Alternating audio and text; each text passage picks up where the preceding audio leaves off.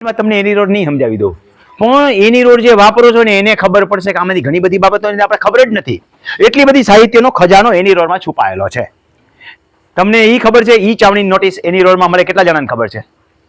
હાલો, ઘણા બધા જણાની ઈ ચાવણીની નોટિસ. તમને એ ખબર છે કે કઈ નોટિસ કઈ તારીખે બજી છે? એ આખા ગામ સમજની જોવી હોય ત્યાંથી મળે, એ ખબર છે કોઈને? હાલો, 4-5 જણાને.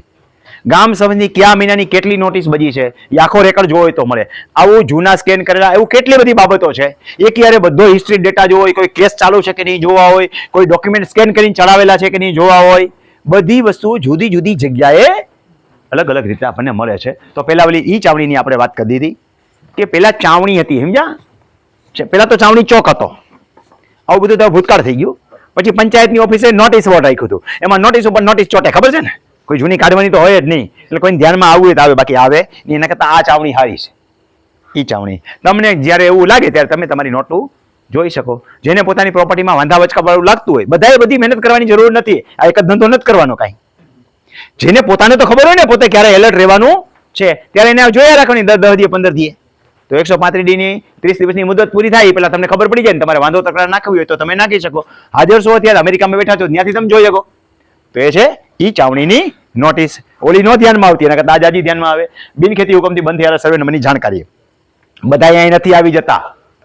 બિનખેતી થયેલા કેટલાય સર્વે નંબરો જોવા મળે છે. એનું કારણ જુદું છે, અપૂર્ણ પ્રક્રિયાથી થયેલા છે, તો હુકમથી બંધ કરવા પડે. પણ એની માપણી સીટો કરાવી લીધી હોય ને, પ્લોટ વેરિફિકેશન સીટો, તો ઓટોમેટિક બંધ થાય.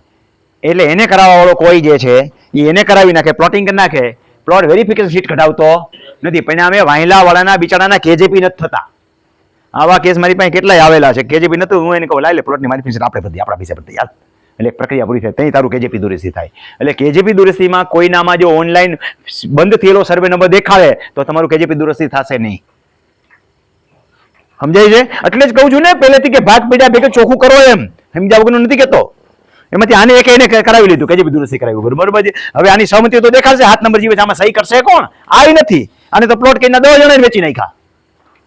સહી કરશે કોણ? ત્યાંથી કેજેપી દુરસ્તી થશે નહીં. અને બિલ્ડરો મોટા ભાગના 100 માંથી 90 બિલ્ડરો વેરિફિકેશન સીટમાં જતા નથી કે જરૂર પડશે એ કઢાવશે.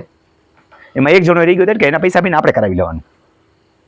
પણ ખેડૂત ખીચામાંથી વધારાના પૈસા કાઢવાના થાય 4 જણા બાજે.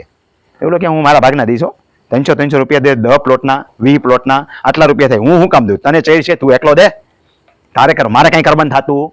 આ જ જવાબ હોય હકીકતમાં કહું છું, દેશી ભાષામાં જે દીધો એ. મારે કઈ કરવાનું થતું નથી. પછી ઓલો ટાણે રાહ જોયો કે મારો વારો આવવા દે. આ વારા કાઢવામાં જ વહી જાય. એકવાર